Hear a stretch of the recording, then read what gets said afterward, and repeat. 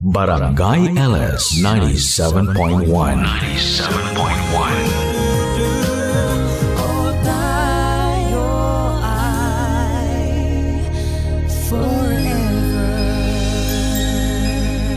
Forever. Forever. Forever! Mga kapuso, paano nga ba lumaya sa lugar na inakala mong magsasalba sa'yo mula sa kasamaan? Paano nga ba kung ang lugar na yon ay ang iyong tahanan? Makakayanan mo kayang tumakas at lumabas sa pinto? Dear Papa Dudut, sa bahay, ayon sa turo sa eskwelahan, ay isang sangtuaryo para sa pamilya, lalo na sa mga bata. Ito ang nagsisilbing proteksyon nila mula sa gulo at karahasan sa labas. Pero paano nga ba kung ito pala ang lagusan patungo sa karahasan, lungkot at pagdurusa? Makakalaya ka pa kaya sa tahanan na sa una ay inakala mong tama? Makakalaya ka pa kaya sa loob ng tahanan na akala mo ay mapoprotektahan ka? Paano ba lumaya? Paano ba makawala? Ako si Josephine at ito ang aking kwento. Ano ba? Sandali lang. Huwag tayong masyadong magalaw. Baka marinig ng anak ko. Nasa kabilang kwarto lang siya eh. Ito naman. Magiging dalaga na rin yan. Maiintindihan niya kung anong ginagawa natin. Ay, ano ka ba? Nakikiliti ako dyan. Uy, Ang wag arte dyan. naman nito, parang di ka binayaran ng tama eh. Hindi naman sa ganun. Sige na nga. Pero dahan-dahan lang ha. Nakikiliti ako eh.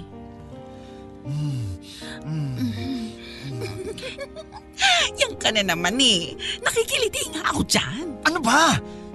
Itutuloy ba natin to o hindi? Ibalik mo na lang ang pera ko at hahanap na lang ako ng ibang bayaran. Mama, may kasama po kayo dyan? Ay, wala anak. Binubugaw ko lang yung daga. Nasa kisame kasi. Shoo! Shh! Shh! Pwede po ba ako matulog dyan, Mama? Natatakot kasi ako sa kwarto ko eh. Naku anak, mas nakakatakot dito. May mumu. Oo. Tapos yung yung daga. Baka kagatin ka na lang sa tenga nito. Sige na anak, punta ka na sa kwarto mo. Sige po, Mama. Malaking daga pala. Ano ba? Edad 8 pa lamang ako ay mulat na ako sa ganitong klaseng kabuhayan ng aking ina. Oo, binuhay niya ako sa pagbebenta niya ng laman. Hindi raw kasi siya nakapagtapos ng pag-aaral at walang gustong tumanggap sa kanya sa trabaho, kaya dito na lang siya sa madali at kaya akong buhayin. Palibhasa ay wala akong ama na makakasama niya para tulungan siyang buhayin ako. Ni minsan ay hindi namin napag-usapan kung sino ba si Papa. Lagi na lang siyang nag-iiba ng usapan kapag napupunta na kami kay Papa. Pero balita ko, sa ibang kamag-anak namin ay nabuntis daw si Mama ng isang security guard na kapitbahay niya dati. At nung malaman na buntis na ito, agad itong tumakbo. Kaya heto, kaming dalawa na lang ang nasa mundo namin ngayon. Si Mama na ang naging ama at ina ko. Hindi ko man maunawaan ng lubos ang trabaho niya noong bata pa lamang ako. Para sa akin ay wala na itong problema. Kasi sa tuwing may darating na lalaki sa aming maliit na bahay, ayun nagkakapera siya pangbili ng ulam namin sa karinderya o hindi naman kaya ay pambili ng pudpud na lapis na ginagamit ko sa aking pag-aaral. Siguro ay ayos na rin ito para sa akin nung bata pa ako. Yun ang akala ko. Anak, nakatulog ka naman ba kagabi? Opo. Pasensya ka na anak ha kung maingay si Mama kagabi at si Tito Tito. Tito Ray? Hindi, Tito Ron? hindi rin. Sino po ba yung kasama niyo kagabi sa kwarto niyo, Mama? Basta si Tito mo rin yun. Nakalimutan ko na yung tawag sa kanya. Oh, kumain ka na lang ha. Medyo sunog lang yung itlog. Tanggalin mo na lang yung mga nangingitim sa gilid.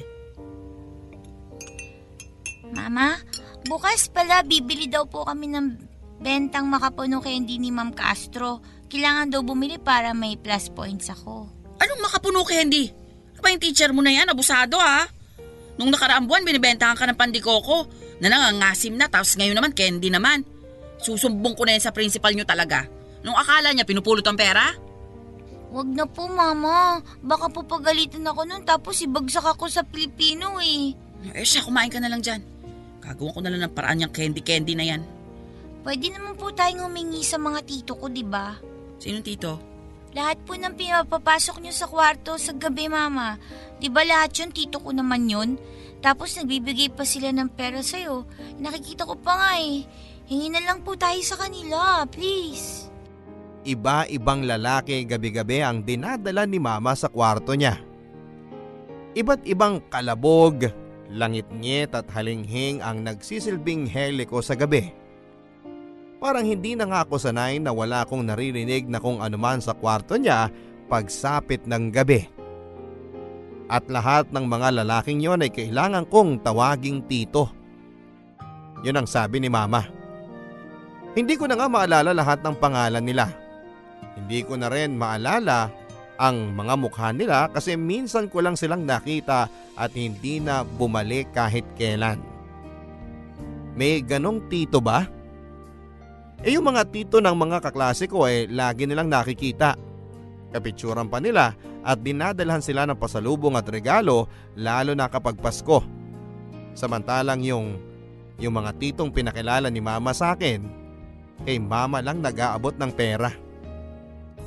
Kapag tinatanong ko nga sa kanya noon kung kailan ko ba sila ulit makikita, kahit man lang imbitahan sila sa school namin kapag may program, ay umiiling lagi si Mama.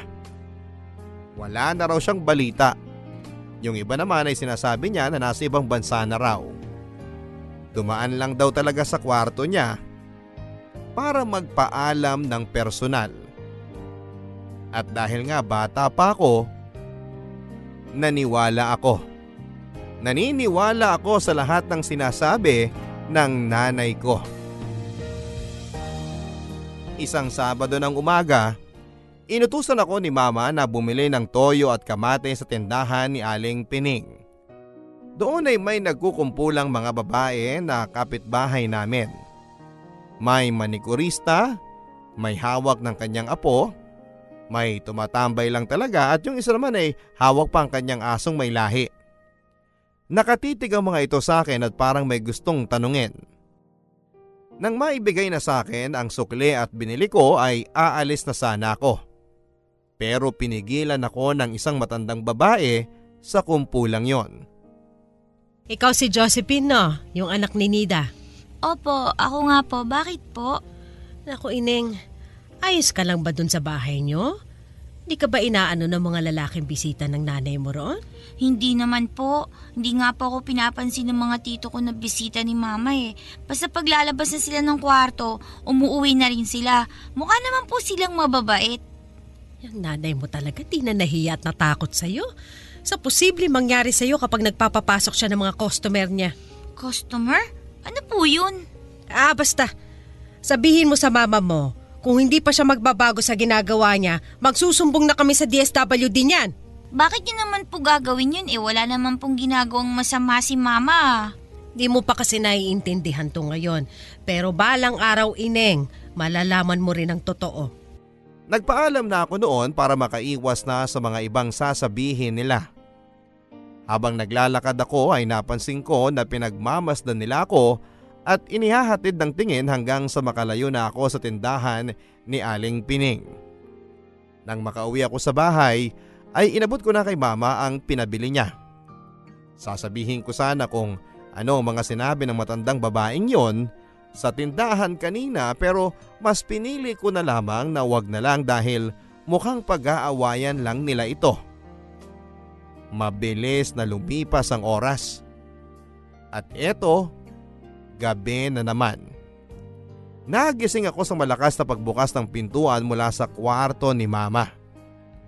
Dinikit ko ang tenga sa plywood na naghahati sa aming kwarto na dalawa. Pilit kong pinakikinggan kung may kasama na naman ba ito. tama nga ako.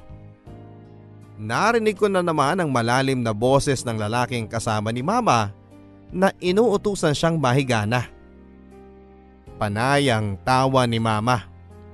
Mukhang nakainom na naman ito. Narinig ko na lang na binagsak nila ang kanilang mga katawan sa kama. Maingay na kasi at marupok ang kahoy na higaan ni Mama, kaya maririnig mo talaga kapag may nahiga o umupo lang dito.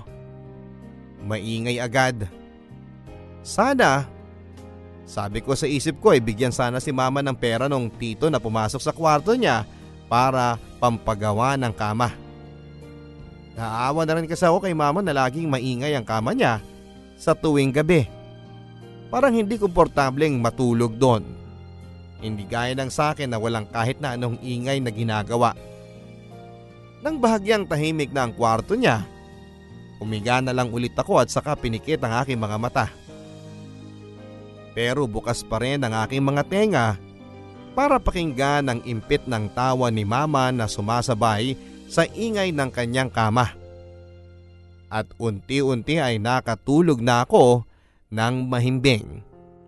Dahil sa mga ingay na madalas kong napapakinggan gabi-gabi. Ay anak, gising ka na pala. Halika't sabayan mo na kami ni Tito John mo na kumain. Ikaw pala yung nasa kabilang kwarto. Ako si Tito John mo. Ako po si Josephine. Anak, may pasalubong ang Tito John mo sa'yo. Eto, manika. Kamukha mo, cute din. Wow, ang ganda po! Salamat, Tito John. Mama, pwede ko po bandaling to sa school? Papakita ko po sa mga kaibigan ko. Oo naman, pero dalian mong kumain dyan para maaga ka makapasok. Opo, Mama. Tito John, kailan ka po ulit dadalaw dito? Hindi ko pa alam eh. Baka ano? Baka hindi na anak, kasi marami pa siyang gagawin sa ibang lugar. Di ba, John? Oo. Pasensya na, Josephine ha. Kumain ka na muna dyan. Mahuli ka na sa klase mo. Uy, yung anak ng Pokpok andito na oh. Kumusta naman ang nanay mong Pokpok ha, Josephine? Magkano na kaya pera niya? Hindi ko alam ang sinasabi nyo. Tumabi na sana kayo kasi malilate na tayo. Ang tapang mo naman. Teka lang kasi, huwag kang masyado magmadali. Mahaba pa ang oras eh. Sige na, please. Ayoko makipag... Uy, ganda ng manika mo ha. Uy, wag yan. Bigay yan ng Tito John ko. Tito John? Nanay mo lang naman ang kamag-anak mo eh. Sino si Tito John mo? Hindi marami akong tito at lahat yun kasama lagi ni Mama. Mababait kaya sila. Talaga? Wala ka nga dinadalang ibang kamag-anak mo dito. Kundi si Mama mo na ang pula-pula lagi ng lipstick. Kaala mo na pinturahan. Siguro yung Tito John mo yun, yung customer ng Mama mo, no? Yuck! Itong manika mo, mas maganda kung iiksian natin yung buhok niya. Parang kay Mama mo. Tapos kulayin natin ng krayolang pula ang pisngi niya, tapos labi. Para pokpok na pokpok! Wag! Yan! Huwag niyong gawin yan! Parang awa niyo na! Tutuwa ka mo. Yan ang bagay na manika sa'yo. Anak ka kasi ng pokpok!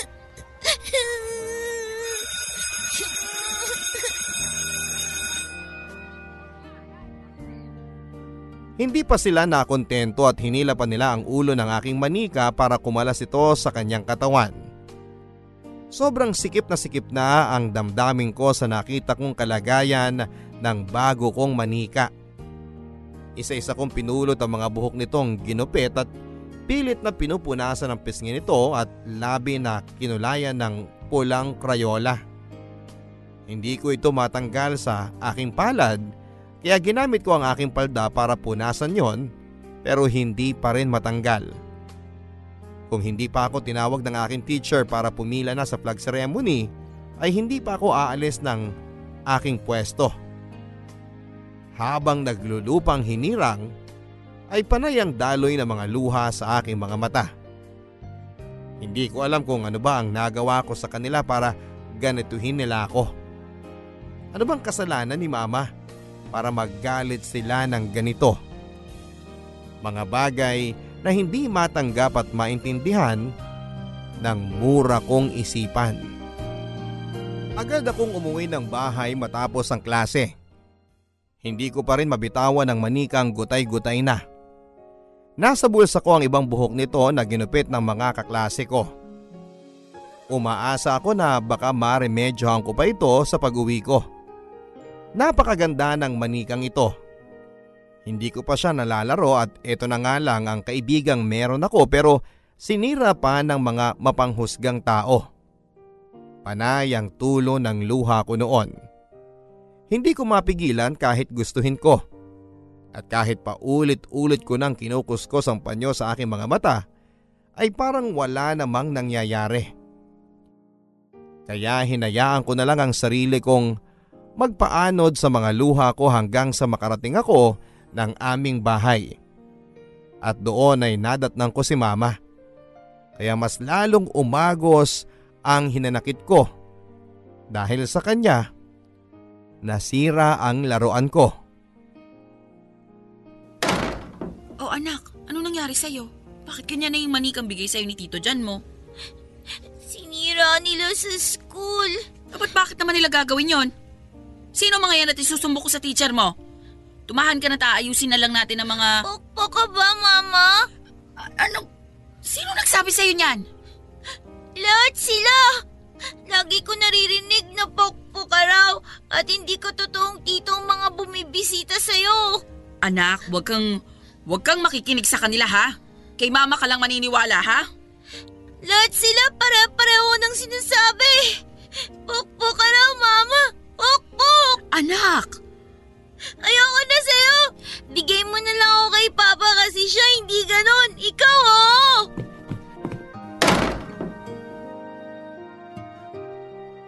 Lumipas ang mga taon at heto, ganap na akong dalaga at hindi na natutuwa sa mga manika.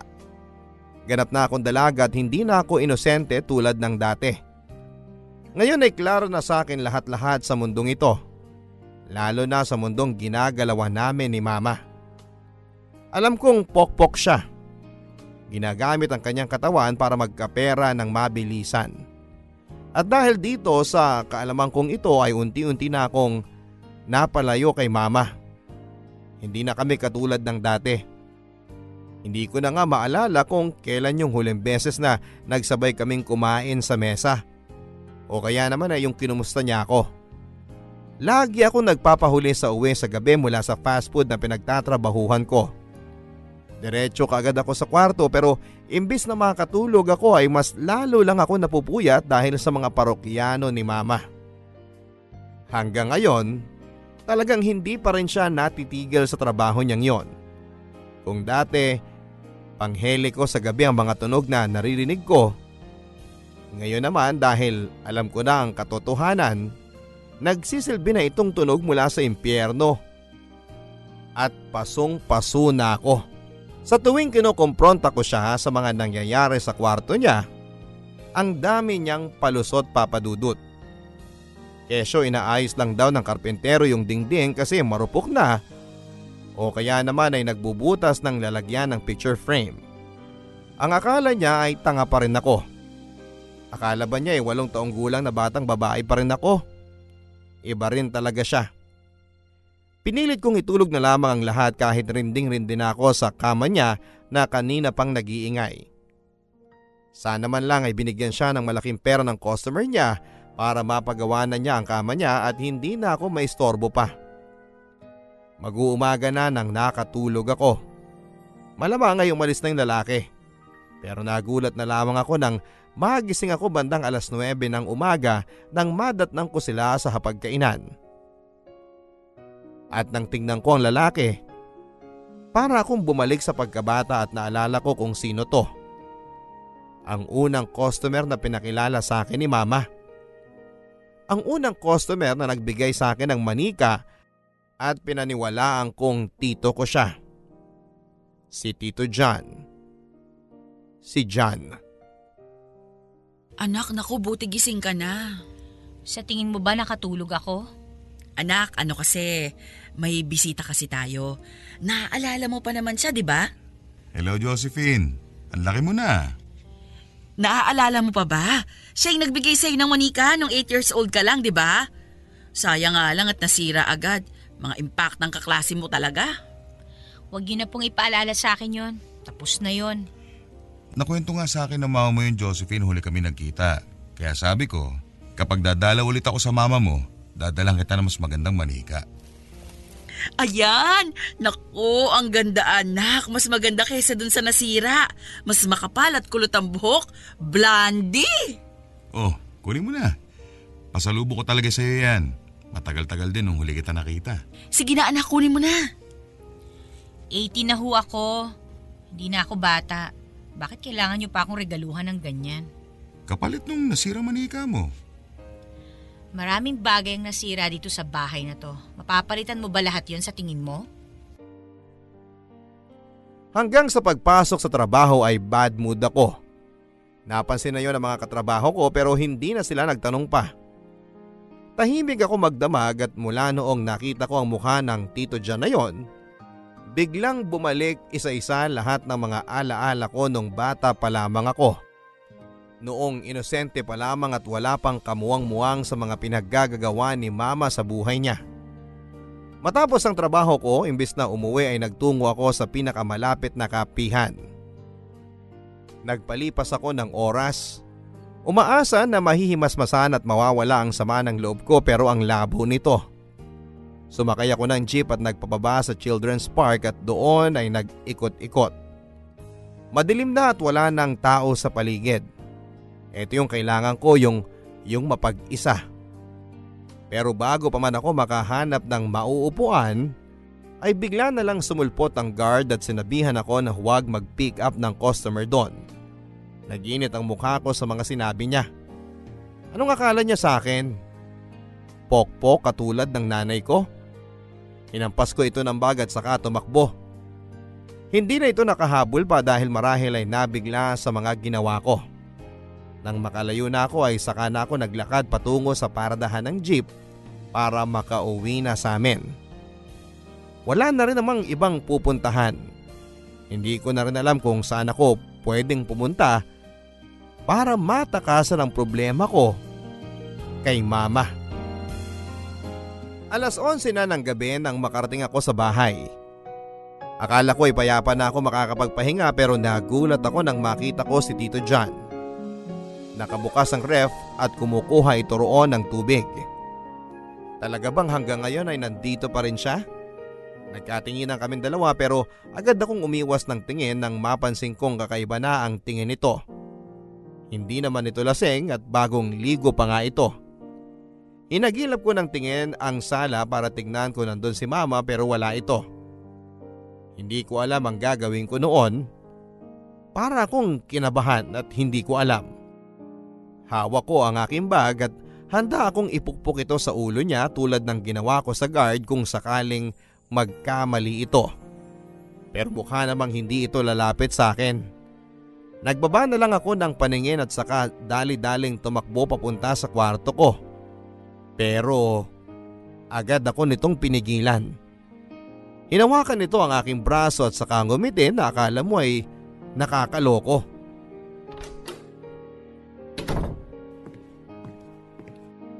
Dalagang-dalaga ka na. Bitiwan niyo nga ako kung ayaw niyo sumigaw ako rito. Kalma ka lang. Wala naman akong gagawin sa'yo eh. Huwag nga akong hawakan. Naalala ko pa nung una kita makita. Sabi ko pa sa mama mo, lalaki kang maganda tulad niya. Baka nga mas maganda pa eh. At tama ako. Tingnan mo, mas maganda ka pa kaysa sa nanay mo. Pati ang hubog ng katawan mo, sobrang sexy mo. Isa pang pambabastos mo, makakatikim ka na sa akin. At ano naman ang matitikman ko? Bastos ka! Huwag mo nga ako igaya sa nanay ko. Hindi naman kita ginagaya sa kanya. Ikaw naman, malayong-malayo ka sa kanya. Kutis mo pa lang, ang kinis na oh. Bitiwan mo nga ako! Shhh! Huwag kang maingay. Alam mo, pwede naman natin ito pag-usapan eh. Mabilis lang to. Anong pag-uusapan? Alam mo kasi, sawa na ako sa nanay mo eh. Kahit madilim, kitang-kita ko na yung kumukulubot na balat niya. Di tulad mo, kahit tingin lang, alam kong makinis na. Huwag mong idikit sa akin yung mukha mo. Magkano ka ba? Anong nangyayari dito? Nida, huwag kang mag-isip ng kung ano. Bakit kayo magkadikit na dalawa? Anong ibig sabihin nito? Ma, kasi itong si... Inaakit ako ng anak mo. Pambihira. Nagpapabayad sa akin. Ang kapal na mukha! Sabi ko ayoko nga kasi ikaw Nida yung gusto ko at bata pa siya para sa akin. Pero siya tong nagpupumilit kasi kailangan daw niya ng pera. Totoo ba to, Josephine? Kahit kailan, hindi ako nagsinungaling sa'yo Nida, alam mo yan. Ang anak mo masyadong rebelde. Magtataka ka pa ba? Josephine? Hindi ako bayaran na tulad mo, Ma. Maniniwala ka ba sa kanya? Suklam na suklam ako ng gabing yon. Nanginginig ang aking katawan dahil sa galit. Ang kapal talaga ng pagmumukha nitong lalaking ito. Nakita ko sa itsura ni Mama na alanganin nito sa paniniwalaan kung sino sa amin ang nagsasabi ng totoo. Anak niya ako pero nag-aalangan pa ba siya sa akin? Oo, nagre-rebelde ako pero hindi ako aabot sa ganitong punto na gagayahin ko ang pamumuhay niya. Natahimik kami marahil ng ilang minuto. Kitang-kita ko ang pagpapawis ng nakakalbong ulo ni Tito John. Panay ang punas nito sa kanyang pasmadong palad. Hindi alam kung ano ang gagawin. Hindi pa ba ito sapat para makita ni Mama na siya talaga ang gumawa ng paraan para gawan ako ng masama? Hindi pa ba halata sa reaksyon at sa galaw niya? Maya-maya pa'y hinila ni Mama si Tito John palabas ng bahay nang hindi man lang nagpaalam. Sinilip ko sila sa bintana at nakita kong mahinahon silang nag-uusap. Hindi ko alam kung napapaniwala na ba niya si Mama sa mga kasinungalingan niya, pero agad akong nanghina nang makita ko naghahalikan at nagyayakapan pa ito. Lumakad pa sila ng konti at saka pinara ang taxi para masakyan ni Tito John. Napailing na lamang ako sa galit. Maya-maya pa'y pumasok na si Mama sa bahay at doon ay nagsimula na ang komprontasyon naming dalawa. Anong sinabi ng demonyong yun sa inyo? Matulog ka na, maaga ka pa bukas. So mas naniniwala ka sa kanya? Ganon? Sumagot ka, Ma! Hindi ko alam. Paano hindi mo alam? Anak mo ko, di ba dapat ako ang paniwalaan mo? Sa mga nangyayari sa atin itong nakaraan, sa tingin mo maniniwala pa ako sa'yo? Galit ka sa akin. Pakiramdam ko tama si Jan eh. Ginagawa mo to siguro para magkaroon ka ng pera. Siya ang gusto magbayad sa akin para sa isang gabi. Ayoko, Ma! Pilit nga ako tumatanggi sa kanya eh. Hindi ko kailangan ng pera para magpababoy sa kanya tulad ng ginagawa mo. Hindi ako katulad mo. Marangal ang trabaho ko. Kung di pera, baka naman kailangan mo lang ng paraan para makaganti sa akin. At yun ay akitin si Jan. Alam mong malaki siyang magbigay ng pera. Posibleng hindi mo naisip yon. Uulitin ko ha. Hindi ako baboy na katulad mo. Suklam na suklam ako sa ginagawa mo at pinangako ko sa sarili ko na hindi ako gagaya sa'yo kahit mawalan pa ako ng pera. Baboy ka, Ma! Baboy! Oo, baboy na akong baboy. Pero tandaan mo, yung perang kinita ko habang binababoy ko ang sarili ko ang dahilan kung bakit buhay ka pa rin hanggang ngayon. Kung bakit nakakatikim ka ng masasarap na pagkain ng bata ka pa lang at nakakabili ng mga damit tulad ng ibang bata.